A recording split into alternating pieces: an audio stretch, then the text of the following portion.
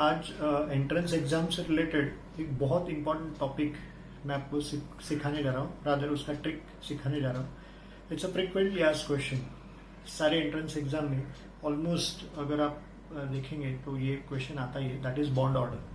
Chemical bonding या nature of chemical bond, ये जो चैप्टर का नाम है, उसमें आपको बॉन्ड ऑर्डर पूछा जाता है. तो बॉन्ड ऑर्डर के लिए मैं आपको ट्रिक बता रहा हूँ. How to find the bond order, है ना. सबसे पहले फॉर डायएटॉमिक मॉलिक्यूल्स के लिए देख लेते हैं. 90% क्वेश्चन इसके ऊपर ही आता है. इसके लिए मैं आपको ट्रिक बता रहा हूँ. ये आपको सिर्फ इतना काउंट करना है, टोटल नंबर ऑफ इलेक्ट्रॉन्स, और यहाँ पे मैं लिखूंगा बॉन्ड ऑर्डर. इसमें भी टोटल नंबर ऑफ इलेक्ट्रॉन्स में ये 14 जब आता है, दैट करस्पॉन्ड्स टू 3. ये आपको याद रखना है. फिर this is obviously going to be, ये 0.5 से कम करते जाना है. तो 0.5, फिर 2, फिर आएगा 1.5, फिर 1, 0.5 और 0, ऐसे लिख देते हैं. तो this is about bond order. इसका करस्पॉन्डिंग नंबर ऑफ इलेक्ट्रॉन्स मैं सामने लिख रहा हूँ. इसको हम लोग कम करते जाएंगे. दिस करस्पॉन्ड्स टू 13, फिर 12, फिर 11, फिर 10, and then this is for 9, this is for 8, ऐसे. So this is the total number of electrons.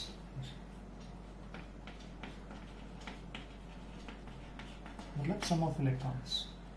8 के लिए बॉन्ड ऑर्डर 0.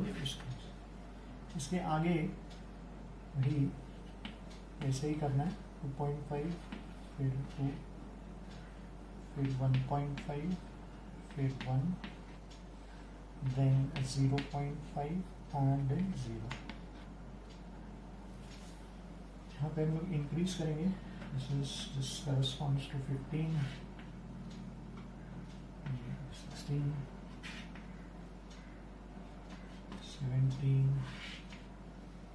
18, 19 और 20.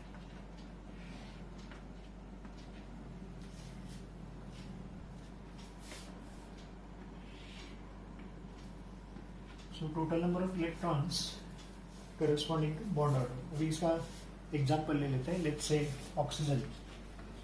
अभी एक ऑक्सीजन में 8 इलेक्ट्रॉन्स होते हैं. देयर आर 8 इलेक्ट्रॉन्स एक एटम में. तो 2 मतलब मॉलिक्यूल में कितने हो गए? O2 मतलब 16 इलेक्ट्रॉन्स हो गए. 16 electrons come here please. Corresponds to 2, मतलब इसका बॉन्ड ऑर्डर इज 2. करेक्ट है ना. ये मैं बॉन्ड ऑर्डर लिखा है ना, BO बॉन्ड ऑर्डर. इसका 2 आया, हो गया. इट इज करेक्ट है ना. Oxygen O double bond O होता है ना. देन गो फॉर नाइट्रोजन, है ना. एक नाइट्रोजन के पास 7 इलेक्ट्रॉन्स होते हैं. 2 मतलब 14 हो गए. 14 के सामने क्या लिखा है? 3. करेक्ट है. नाइट्रोजन का बॉन्ड ऑर्डर इज 3, है ना. Let's see F2 molecule. एक फ्लोरीन इज 9 का double 18. So 18 corresponds to what? Just here, please. 18 corresponds to 1. So fluorine का bond order is 1. Correct? तो इस तरीके से आता है. Then we have, let's say, ऐसा लेता हूँ, O2 प्लस और O2 माइनस लेता हूँ. अब O2 मतलब कितने इलेक्ट्रॉन्स हो गए? 16, और प्लस मतलब एक इलेक्ट्रॉन गया, तो इलेक्ट्रॉन्स हो गए 15, है ना. नंबर ऑफ इलेक्ट्रॉन्स हो गया 15. 15 करस्पॉन्ड्स टू 2.5. तो इसका बॉन्ड ऑर्डर आएगा 2.5. O2 माइनस, O2 मतलब 16 और माइनस मतलब एक इलेक्ट्रॉन ऐड करना है. तो टोटल इलेक्ट्रॉन्स हो गए 17, एंड 17 करस्पॉन्ड्स टू 1.5. हम लोग कार्बन मोनोऑक्साइड ले लेते हैं. इसमें इलेक्ट्रॉन्स है 6 और इसमें 8, तो टोटल हो गया 14.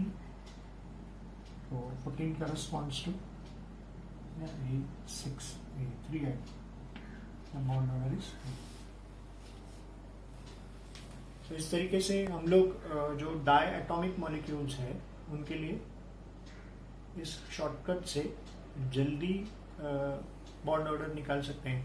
जैसे जीरो बॉन्ड ऑर्डर भी होता है, जैसे ये अब ये डायटॉमिक नहीं है, ये कैसे प्रूव होता है ना, इसके पास 10 इलेक्ट्रॉन है, सपोज 2 मतलब 20 हो गए, तो 20 corresponds to what, can you see it, 0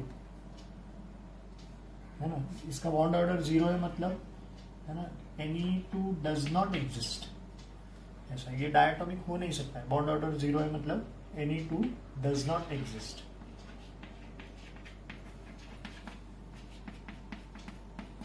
ये ऐसा डायटॉमिक मॉलिक्यूल हो ही नहीं सकता है क्योंकि बॉन्ड ऑर्डर 0 आ रहा है।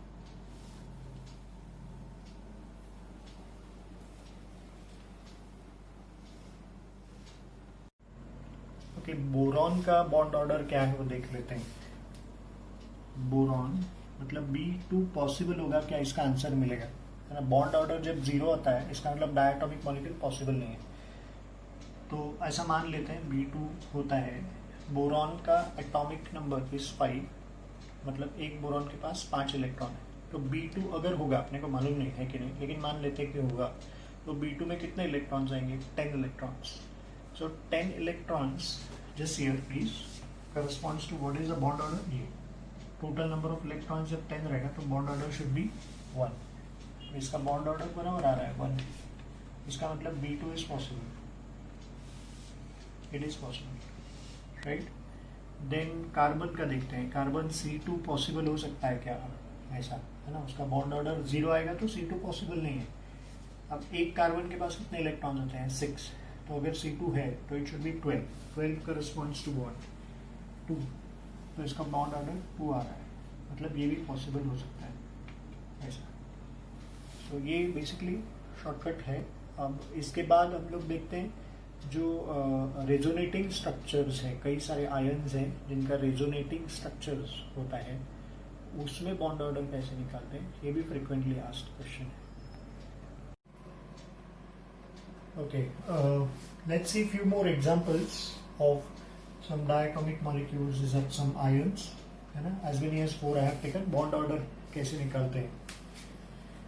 सो here we go, nitrogen the atomic number is 7, right. Oxygen, what is the atomic number, it is 8, so total number of electrons is 15. So what should be the bond order, 15 corresponds to 2.5, and you see that here मैंने लिख के दिया है table आपको, 15 corresponds to 2.5, so the bond order is 2.5. Okay, next one, Cn minus, carbon atomic number is 6, nitrogen is 7, और -1 है तो वो ऐड करना है, so the total is 14, right.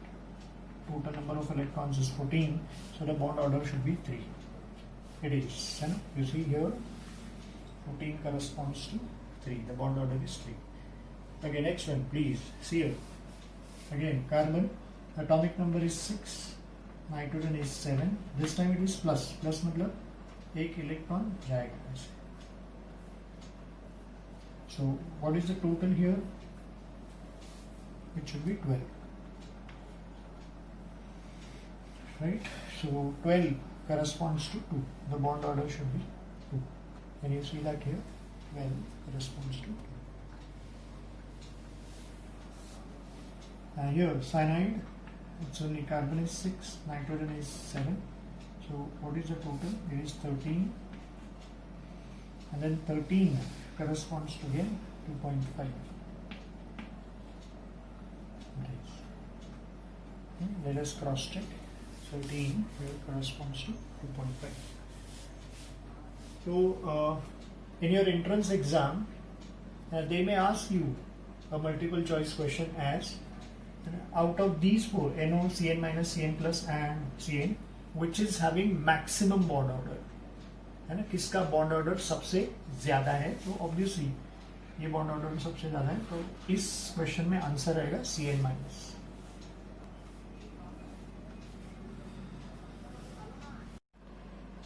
Now let's see how to find the bond order in the resonating structures. मैं formula देता हूँ, bond order in resonating structures. तो फॉर्मूला इस तरीके से लेते हैं, रेशो है it should be number of resonating bonds upon number of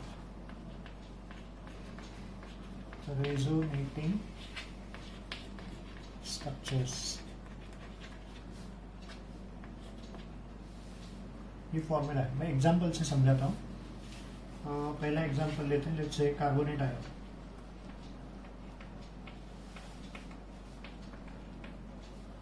so you know carbonate ion is CO3-2। उसके रेजोनेटिंग स्ट्रक्चर्स कितने आएंगे? यहाँ पे कार्बन आपका सेंट्रल एटम है, atomic number is 6, electronic configuration, general electronic configuration is 2,4 ऐसे। So carbon ये valence electron से समझेगा, 4 बॉन्ड करेगा कुछ इस तरीके से, 1 2 3 और 4, ये 4 बॉन्ड यहाँ से समझा। और ऑक्सीजन, 1 ऑक्सीजन, 2 और 3, तो इसके ऊपर 4 और इसके ऊपर 4। ये एक स्ट्रक्चर हो गया। अभी ये बॉन्ड रेजोनेट करेंगे, मतलब डबल बॉन्ड अपना पोजीशन चेंज करेगा। तो resonating structure number 1, resonating structure number 2 should be, ये ऐसे आएगा, ऑक्सीजन ऑक्सीजन और ऑक्सीजन। अब डबल बॉन्ड इधर ले रहा हूँ घुमा के, रेजोनेट करना मतलब अपनी जगह से वो घूम रहा है ना, तो यहाँ पे सिंगल बॉन्ड और यहाँ पे सिंगल बॉन्ड ऐसे ले रहा हूँ, तो यहाँ पे 4 आएगा। दूसरा हो गया। तीसरा रेजोनेटिंग स्ट्रक्चर वापस बेसिक स्केलेटन वैसे ही है, ये ऑक्सीजन यहाँ पे एक, यहाँ पे एक और यहाँ। अब ये डबल बॉन्ड इधर आएगा इससे। तो ये हो गए 3 रेजोनेटिंग स्ट्रक्चर्स इस केस। तो नंबर ऑफ रेजोनेटिंग बॉन्ड, इसका बॉन्ड ऑर्डर निकालते हैं। बॉन्ड ऑर्डर क्या फॉर्मूला बना, नंबर ऑफ रेजोनेटिंग बॉन्ड्स 1 2 3 4, ये हो गया 4 divided by number of resonating structures is 1 2 3, तो ये हो गया 3। So this is going to be 1.333 का रिकरिंग आएगा, ये इसका बॉन्ड ऑर्डर हो गया। अब सवाल ये होता है कि इसमें तो कितना टाइम लगता है, इतने सारे रेजोनेटिंग स्ट्रक्चर निकालना जरूरी है क्या? बिल्कुल जरूरी नहीं है। ये तो पहला आयन सीखा हूँ, इसके लिए मैंने बताया कि रेजोनेटिंग स्ट्रक्चर क्या होता है, मतलब सिर्फ वो रेजोनेटिंग बॉन्ड जो होता है अपनी पोजीशन चेंज करता है। तो फिर ट्रिक क्या है, देखो ऐसा है, नंबर ऑफ रेजोनेटिंग बॉन्ड, तो ये जो आएगा ना हमेशा वैलेंस इलेक्ट्रॉन वही आने वाला है इधर 4, देख लिया। और जो आयन है उसके यहाँ पे पैरों की तरफ, ऑक्सीजन की इधर है ना, जो नंबर आया है सबस्क्रिप्ट में है ना, पैरों की तरफ सबस्क्रिप्ट में 3, वही इधर आता है नीचे। Can you see that? So number of resonating bonds मतलब कॉन्फ़िगरेशन लिख के जो बैलेंस इलेक्ट्रॉन्स मिलेगा जनरली वही आएगा। नंबर ऑफ रेजोनेटिंग स्ट्रक्चर्स निकालने की जरूरत नहीं है। आयन के इधर सबस्क्रिप्ट में, इधर पैरों की तरफ जो नंबर आता है ये है ना, वही इधर आएगा, तो बॉन्ड ऑर्डर मिलेगा। और इतना ही नहीं, अभी ये जो है इससे हम लोग ये भी बता सकते हैं कि उसमें वो जो आयन अभी हमने लिया है रेजोनेटिंग स्ट्रक्चर है, उसमें डबल बॉन्ड ज्यादा है या सिंगल बॉन्ड ज्यादा है, कैसे, उसका भी ट्रिक बता रहा हूँ। ये 1, 1.5 और 2, ये सेंटर ले लेते हैं ऐसे, है ना। अभी क्या है, 1.3 belongs to what, between 1 and 1.5 है ना, मतलब 1 की तरफ आएगा ऐसा। इसका मतलब इसमें सिंगल बॉन्ड ज्यादा है और डबल बॉन्ड कम है। करेक्ट, डबल बॉन्ड तो एक ही है, सिंगल बॉन्ड 2 है, तो सिंगल बॉन्ड ज्यादा है और डबल बॉन्ड कम है, क्योंकि ये 1.3 इस तरफ आ रहा है ऐसा। अगर बॉन्ड ऑर्डर का आंसर 1.5 से बड़ा है तो डबल बॉन्ड ज्यादा होंगे और सिंगल बॉन्ड कम होंगे। This is for single bond, this is for double bond. अगर 1.5 आया बॉन्ड ऑर्डर तो सिंगल बॉन्ड और डबल बॉन्ड इक्वल रहेंगे, समझ रहे हैं आप। 1.5 अगर बॉन्ड ऑर्डर आया तो सिंगल बॉन्ड और डबल बॉन्ड उस स्ट्रक्चर में सेम रहेंगे। जिसका एग्जांपल ले लेते हैं, लेट्स से सल्फेट आयन, आपको तुरंत समझ में आएगा। सल्फेट आयन होता है SO4-2, central atom is sulphur, atomic number is 16, electronic configuration is 286. Correct.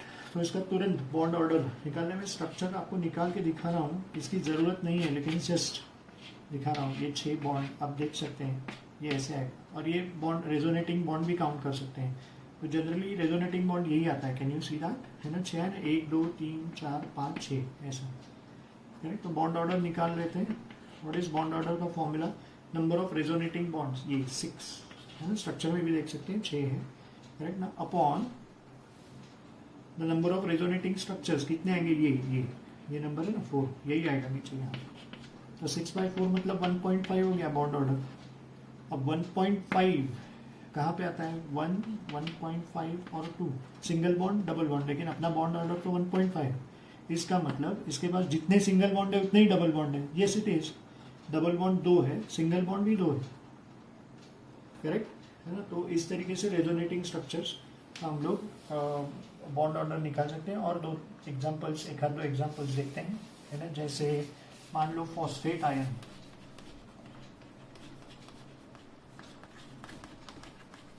Phosphate ion होता है PO4-3. सेंट्रल एटम है phosphorus, atomic number 15, electronic configuration 285. So resonating bond 5 आएंगे. You see central atom is phosphorus. 1 2 3 4 5. ये oxygen oxygen oxygen oxygen here. So what should be the bond order here? How many resonating bonds? 5. Correct ना. और ये resonating structure 4 आएगा. ये denominator हमेशा ये जो आता है पैरों की तरफ 4 ये आएगा. सो 5/4 मतलब ये हो जाएगा 1.25 ऐसे. तो किस तरफ आ रहा है? ये सिंगल बॉन्ड डबल बॉन्ड 1.5 1.25 मतलब इस तरफ आ रहा है. मतलब इसमें सिंगल बॉन्ड ज़्यादा है और डबल बॉन्ड कम है. करेक्ट है. चेक कर लो स्ट्रक्चर में. सिंगल बॉन्ड 3 है, डबल बॉन्ड 1 ही है ना. तो इससे पता चलता है. फिर और एक ले लेते हैं. Let's say perchlorate ion.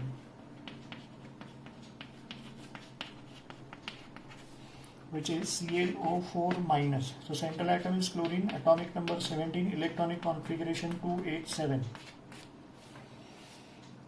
ऐसे. So it is going to be chlorine. ये 7 ना resonating bond. 1 2 3 4 5 6 और 7 और 4 oxygen. 1 2 3 4. So let's see the bond order now. Number of resonating bonds ये होता है ना 7. आप काउंट कर सकते हैं, मैंने किया है 7. राइट. तो ये 7 हो गया.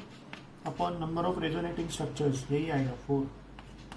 सो 7/4 इज गोइंग टू बी 1.75. ये इसका बॉन्ड ऑर्डर है.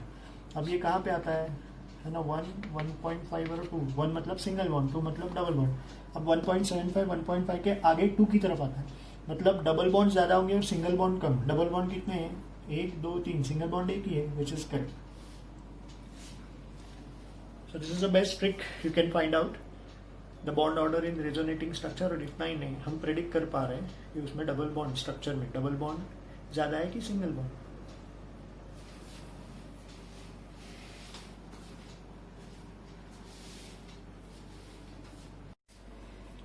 आपके एंट्रेंस एग्जाम में एक क्वेश्चन फ्रिक्वेंटली पूछा जाता है, टू आइडेंटिफाई द डायमैग्नेटिक और द पैरामैग्नेटिक मॉलिक्यूल. आपको क्वेश्चन में 4 मॉलिक्यूल्स देते हैं और पूछते हैं कि इसमें से कौन सा डायमैग्नेटिक है, कौन सा पैरामैग्नेटिक है. तो उसके लिए एक ट्रिक देखते हैं. ये 3 कॉलम का एक टेबल है. इसमें से पहले 2 तो हम लोग सीख चुके हैं. टोटल नंबर ऑफ इलेक्ट्रॉन्स जो हम लोग 8 से लेके 20 तक लिखते हैं. फिर सेकेंड कॉलम बॉन्ड ऑर्डर. इसमें 14 इज इम्पॉर्टेंट. 14 के सामने पहले 3 लिखना है बॉन्ड ऑर्डर लिखते हुए. फिर ऊपर की तरफ 0.5 से कम करते हैं 0 तक, और नीचे भी 0.5 से कम करते हैं. आइडियली स्पीकिंग ये जो टोटल नंबर ऑफ इलेक्ट्रॉन्स है आगे और कम हो सकता है, 7 6 वगैरह ऐसा वैसा. फिर ये 0.5 0.50 ऐसा जाता है. लेकिन वो इतना ज़्यादा पूछते नहीं है. आपको एंट्रेंस में यहीं से शुरू होता है 8 से. तो ये याद रखना. राइट ना. इसमें भी 14 इज इम्पॉर्टेंट. 14 corresponds to 3. ऊपर 0.5 से कम करते जाओ 0 तक, और 3 के नीचे भी 0.5 से कम करना है, इधर बढ़ाना नहीं है। ये तो हम लोग देख चुके हैं। थर्ड कॉलम जो है अनपेयर्ड इलेक्ट्रॉन्स, ये कॉलम आपको हेल्प करने वाला है डायमैग्नेटिक या पैरामैग्नेटिक नेचर आइडेंटिफाई करने के लिए। पहले कैसे लिखते हैं देखो, 8 को करस्पॉन्डिंग 0 लिख दिया, फिर 0 1 0 1 0 1 0 1 करते करते करते जाना है। और स्लाइड चेंज है, मैंने यहाँ पे मार्क किया, 10 के सामने 0 हटा के 2 लिख देना, इस तरीके से एक्सेप्शन है। और 16 सिर्फ यही दो चेंज होते हैं, 2 लिखना है।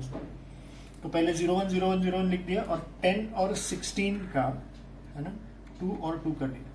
अब इसको कैसे यूज करते हैं वो देखते हैं। सबसे पहले ये अनपेयर्ड इलेक्ट्रॉन्स का और मैग्नेटिक नेचर का क्या रिलेशन है वो देख लेते हैं। यहाँ पे मैंने लिखा है if all electrons are paired that means 0 unpaired electrons then the molecule is diamagnetic.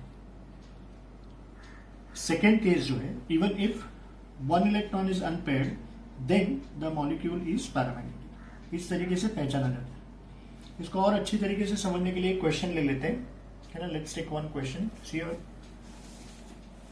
ये जेडब्ल्यू का एक क्वेश्चन लिया है। Among the following species the diamagnetic molecule is, 4 molecules दिया गया आपको, मैं लिख रहा हूं, कार्बन मोनोऑक्साइड, फिर B2, फिर NO और फिर ऑक्सीजन। तो इसके टोटल नंबर ऑफ इलेक्ट्रॉन्स लिख लेते हैं। Total number of electrons, okay. Now carbon का एटॉमिक नंबर इज 6, तो उसके बाद 6 इलेक्ट्रॉन्स है, प्लस ऑक्सीजन का atomic number is 8 electrons, total is 14। Boron, एक बोरॉन के पास 5 होता है, 2 के पास 5 + 5, तो ये 10 इलेक्ट्रॉन्स हो गया। नाइट्रोजन का एटॉमिक नंबर 7 इलेक्ट्रॉन्स, ऑक्सीजन का एटॉमिक नंबर 8, 7 + 8 15 इलेक्ट्रॉन्स हो गया। और एक ऑक्सीजन के पास 8 इलेक्ट्रॉन्स होता है, तो 2 के पास 8 + 8, ये हो जाएगा 16, करेक्ट। अभी अनपेयर्ड इलेक्ट्रॉन्स कितने हैं देखते हैं। 14 करस्पॉन्ड्स टू व्हाट, है ना, इट इज 0, है ना। आप देख सकते हैं यहाँ पे लिखा है जो क्लियरली 14 टोटल इलेक्ट्रॉन्स रहेंगे, तो अनपेयर्ड इलेक्ट्रॉन्स लास्ट वाला column is 0, correct. Now come here, next is 10 electrons. 10 electrons वाला जो है उसके पास आएगा 2 unpaired electrons. Let us cross check, ये 10 लिखा है, ये हमने चेंज करवाया था, इसके पास 2 अनपेयर्ड इलेक्ट्रॉन्स आएंगे। Next is 15 total number of electrons रहेगा, तो unpaired electrons is going to be 1। Here 15 corresponds to 1. And lastly 16 electrons जिसके पास रहेगा, है ना, again the answer is 2 unpaired electrons. You see 16 के लिए 2 unpaired electrons. तो इन सभी के पास अनपेयर्ड इलेक्ट्रॉन्स है। कार्बन मोनोऑक्साइड के पास 0 अनपेयर्ड इलेक्ट्रॉन्स है ना। इसका मतलब है ना, मैंने बताया ना 0 unpaired electrons, can you see that, 0 unpaired electrons मतलब सारे इलेक्ट्रॉन्स पेयर्ड है, अनपेयर्ड एक भी नहीं, ये इसका मतलब। तो उसका नेचर क्या हो गया, डायमैग्नेटिक। तो इसमें डायमैग्नेटिक कौन है, कार्बन मोनोऑक्साइड, ये आपका आंसर।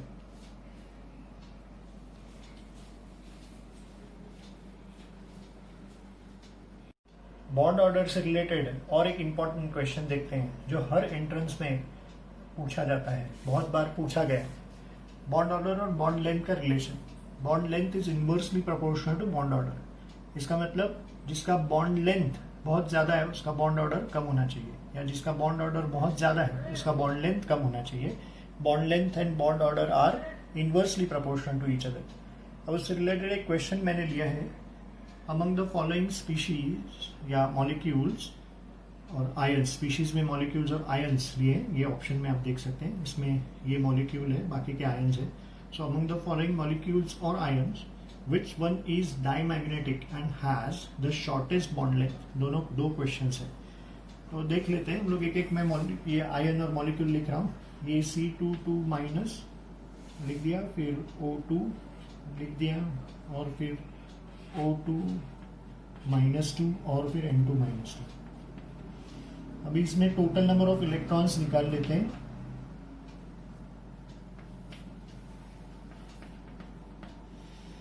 कितने टोटल नंबर ऑफ इलेक्ट्रॉन्स हैं, फिर देखते हैं उसका बॉन्ड ऑर्डर क्या है, उसकी जरूरत पड़ेगी बॉन्ड लेंथ के लिए, और फिर अनपेयर्ड इलेक्ट्रॉन्स। ओके चलो लेट्स काउंट। एक कार्बन के पास 6 इलेक्ट्रॉन्स होते हैं, 2 कार्बन है इसके लिए 6 + 6 2, और चार्ज -2 है, मतलब ये माइनस है, इसके लिए इलेक्ट्रॉन्स 2 ऐड करने हैं। 6 + 6 12 + 2 14 इलेक्ट्रॉन्स। एक ऑक्सीजन के पास 8 इलेक्ट्रॉन्स, 2 है तो 8 + 8 मतलब 16 इलेक्ट्रॉन्स। O2 अगेन 8 + 8 है ना, और -2 का 2 ऐड करना है, 8 + 8 16 + 2, यहाँ पे 18 इलेक्ट्रॉन्स। और N2 - पूछा गया है, ये यहाँ पे लिखता हूँ थोड़ा, N2 एक नाइट्रोजन के पास 7 इलेक्ट्रॉन, 2 के पास 7 + 7 14, और ये -2 का 2 ऐड कर रहा हूँ, तो ये 16 इलेक्ट्रॉन्स हो गया। अब बॉन्ड ऑर्डर देखते हैं, अपना जो टेबल देखा है उसमें 14 इलेक्ट्रॉन्स जब आते हैं तो bond order is 3, bond order लिख रहा हूँ, दिस इज 3। 16 इलेक्ट्रॉन्स के लिए बॉन्ड ऑर्डर आता है 2। 18 इलेक्ट्रॉन्स के लिए बॉन्ड ऑर्डर आता है 1। अगेन 16 के लिए वापस 2 है। अब अनपेयर्ड इलेक्ट्रॉन्स देख लेते हैं, है ना, ये 14 इलेक्ट्रॉन्स जब है तो अनपेयर्ड इलेक्ट्रॉन्स 0 आता है ना, ये आप क्रॉस चेक कर सकते हैं। 14 electrons, bond order is 3, unpaired electrons is 0, right. Come here again, next is 16 electrons, तो बॉन्ड ऑर्डर तो 2 है और ये भी 2 आएगा, अनपेयर्ड इलेक्ट्रॉन्स देख लीजिए। 16 इलेक्ट्रॉन्स, बॉन्ड ऑर्डर भी 2 है और अनपेयर्ड इलेक्ट्रॉन्स भी 2 है। 18 इलेक्ट्रॉन्स, बॉन्ड ऑर्डर 1 है and this is unpaired electrons is 0, right. 18 bond order again, and the last one again 16 है 2, तो यहाँ पे भी 2 आएगा। हम लोग देख चुके हैं, 16 वाला ऑलरेडी हो चुका है। सो अभी देख लेते हैं अपना क्वेश्चन क्या है। पहले इसमें से विच वन इज डायमैग्नेटिक। डायमैग्नेटिक कभी होता है, can you see this, diamagnetic कब होता है, जब 0 अनपेयर्ड इलेक्ट्रॉन्स होते हैं, है ना। तो 0 अनपेयर्ड इलेक्ट्रॉन्स किधर है, ये और ये, तो ये 2 गए, तो 2 में से, है ना, अभी दोनों डायमैग्नेटिक है, लेकिन डायमैग्नेटिक के साथ साथ अपने को क्या देखना है, which has the shortest bond length, वो भी देखना है। अब बॉन्ड लेंथ शॉर्टेस्ट होने के लिए बॉन्ड ऑर्डर क्या होना चाहिए, highest. See this is the formula ना, bond length is inversely proportional to bond order. तो अपने को बॉन्ड लेंथ क्या चाहिए, बॉन्ड लेंथ क्या चाहिए, शॉर्टेस्ट, तो बॉन्ड ऑर्डर क्या होना चाहिए, हाईएस्ट। तो दोनों में से बॉन्ड ऑर्डर किसका ज्यादा है, ये और ये नहीं, ये ना, दोनों डायमैग्नेटिक है कि नहीं, तो इसका बॉन्ड ऑर्डर ज्यादा है, इसका मतलब इसका बॉन्ड लेंथ शॉर्टेस्ट आएगा। ये आपका आंसर है, C22 minus, this is your answer.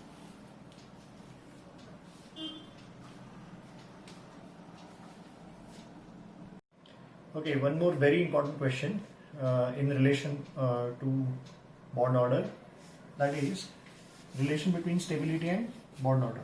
Stability is directly proportional to the bond order. जितना bond order ज़्यादा रहेगा उतना stability ज़्यादा रहेगा। Stability is directly proportional to bond order. कैसे क्वेश्चन पूछते हैं, let's see here. Decreasing order of stability of, ये आपको दिया है मॉलिक्यूल O2, फिर आयन दिया O2 minus, O2 plus and O2 -2 is, इन चारों में इनको अरेंज करना है decreasing order of their stability. मतलब जो सबसे ज़्यादा स्टेबल है वो पहले आएगा, फिर डिक्रीजिंग ऑर्डर में लिखना है। और आपको 4 ऑप्शंस दिए डिक्रीजिंग ऑर्डर में। तो पहले बॉन्ड ऑर्डर देख लेते हैं, मैं उन मॉलिक्यूल्स को लिख रहा हूँ। पहले आपको O2 दिया है, फिर O2 माइनस, फिर O2 प्लस, और फिर O2 माइनस या -2। अब यहाँ पे टोटल नंबर ऑफ इलेक्ट्रॉन्स देख लेते हैं।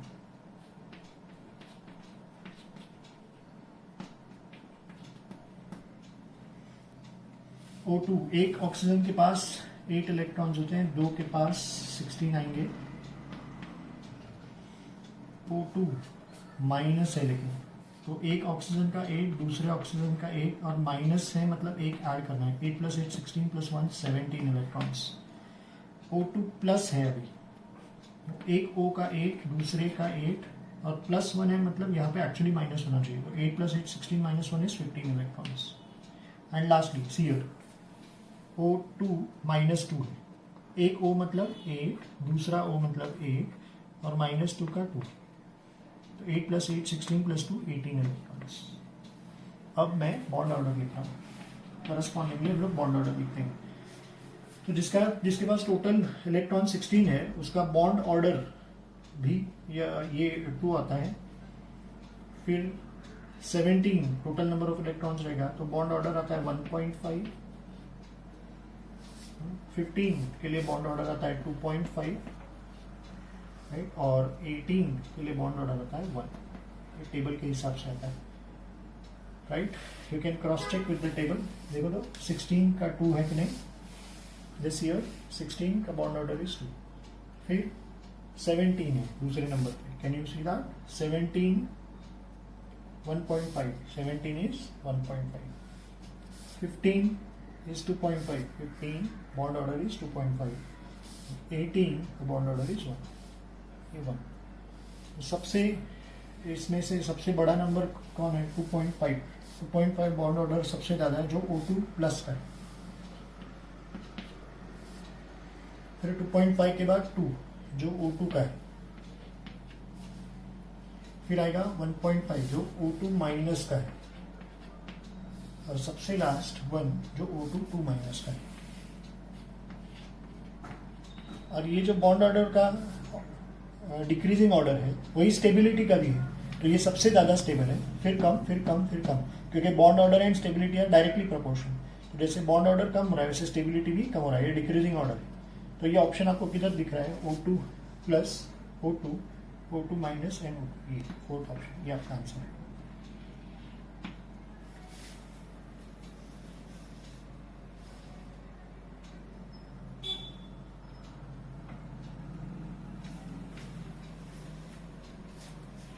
Okay, so this is everything about bond order. Obviously मैंने शॉर्टकट्स और ट्रिक्स थोड़े बहुत आपके साथ डिस्कस किए जो आपको एंट्रेंस में काम आएंगे।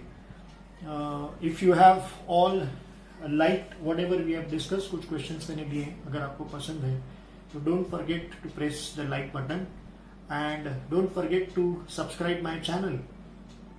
Thank you.